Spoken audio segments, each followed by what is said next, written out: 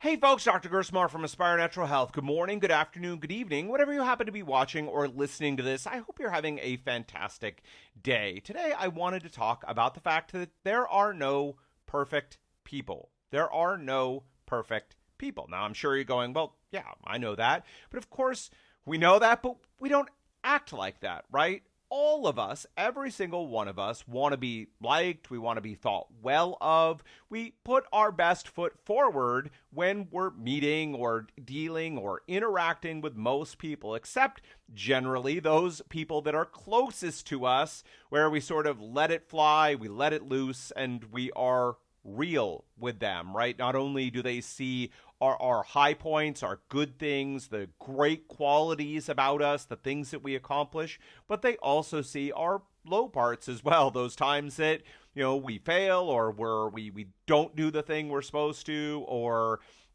we're crude and we're rude and we're whatever. The fact is, we're human beings, right? All of us are human beings. There's things that we're great at. There's things that we're not great at. There's a lot of stuff we're just kind of mediocre about. We all don't always live up to our goals or our expectations or our highest ideals. That's reality. Doesn't mean we shouldn't all work to become better. Now, there's a balance there as well between loving and accepting the reality, the totality, the entirety of who we are as human beings, this kind of ugly, messy reality. It's still great, right? We can accept that, and we can also work to improve ourselves from a place of love and kindness, right? But let's get back to this. There are no perfect people. Each of us puts forward a vision of ourselves, especially out there to the public at large, or the people that we only superficially interact with, whether it's the barista at the coffee shop or the cashier at the store, or our coworkers who we may know very mildly, or we may know kind of on a more superficial level, but not like a deep, close friend. Now, it sounds weird bringing up all those people because for a lot of us right now, still dealing with COVID, we may not have had much interaction with those people for a while. But the point remains, right?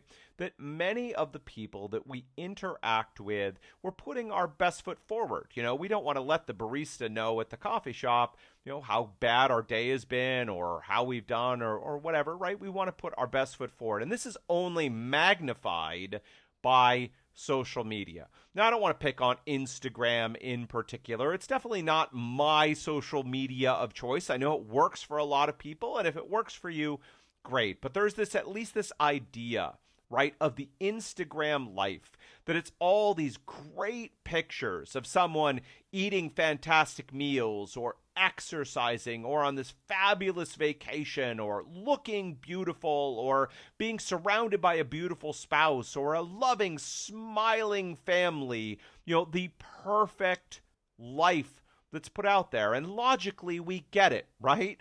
We're looking at one picture and we know for a fact that they may have taken dozens or hundreds of pictures. They may have put filters or photoshopped that picture to look better than it really is.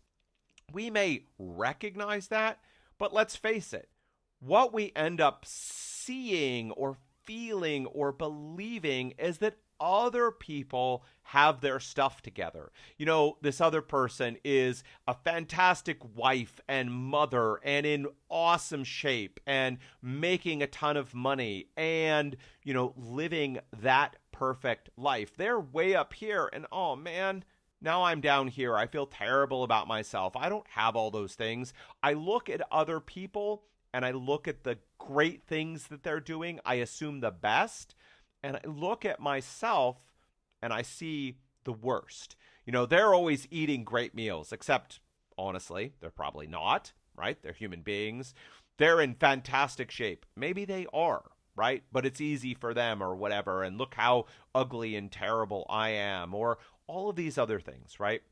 The problem of the myth of the perfect person is twofold.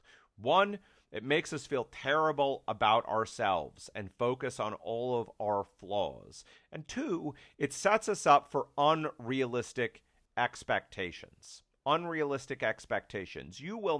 I will never have a perfect life. You will never have all the money you need, the best relationships in the world, a beach body, always eating perfectly, 10 out of 10 in every area of your life. It's not going to happen. By believing that there are perfect people, we feel worse about ourselves. By believing that there are perfect people, we set ourselves up for expectations that are going to create failure. It comes back to, in my opinion, love and kindness for ourselves. It is okay to recognize our flaws. It is okay to want to improve.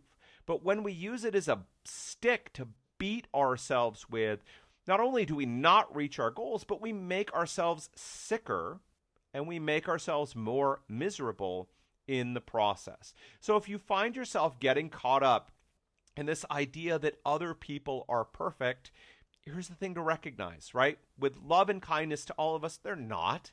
They're just as much of a mess as you are.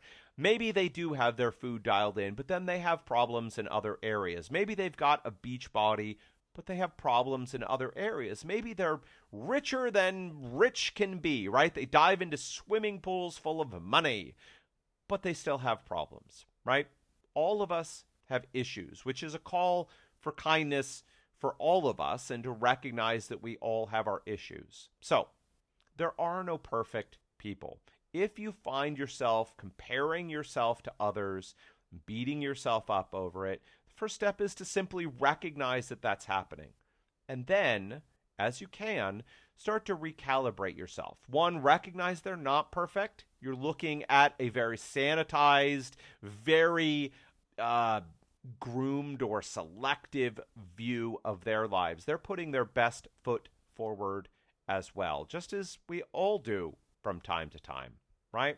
And secondly, where we can, we want to benchmark ourselves against ourselves. So if you're not eating well right now, or there are areas of your life that really aren't working, instead of looking to someone who looks like they're perfect, instead, imagine what you could be in the future with some work in that area, and you compare yourself against that person. It's possible to get better. It's possible to feel better. It's possible to live a happy, healthy life and to thrive. That life is going to look different for everyone. What's important is that you're basing what you want that life to look like on your goals, not on somebody else out there, not on perfect people. All right, folks, that is it for me today. By having the right standards, right, we have a roadmap. We have a picture of where we want to get to. And we shouldn't calibrate it based on an impossible standard that's out there. That's just mean to ourselves. All right, folks, listen, if you're looking for a community of people who are dealing with digestive issues and dealing with autoimmunity, trying to be real here and trying to find their way and get help, I urge you, come and join us at the ANH Academy. That is our private, exclusive Facebook group. It's free to join. There are 3 simple, quick, and easy questions that we ask, and we'd love to have you come and join us. If you're dealing with digestive issues or autoimmunity, you're looking for a supportive group, and in turn, you're willing to be supportive back to help people as each of us take steps on our journey towards health and well-being. I invite you, come and join us at the ANH Academy. All you need to do is go to Facebook, type in ANH Academy. That stands for Aspire Natural Health Academy, ANH Academy. Answer the 3 super simple, super easy questions. Take you about 1 minute to do so. Come and join us today in the ANH Academy. All right, folks, until next time, take care.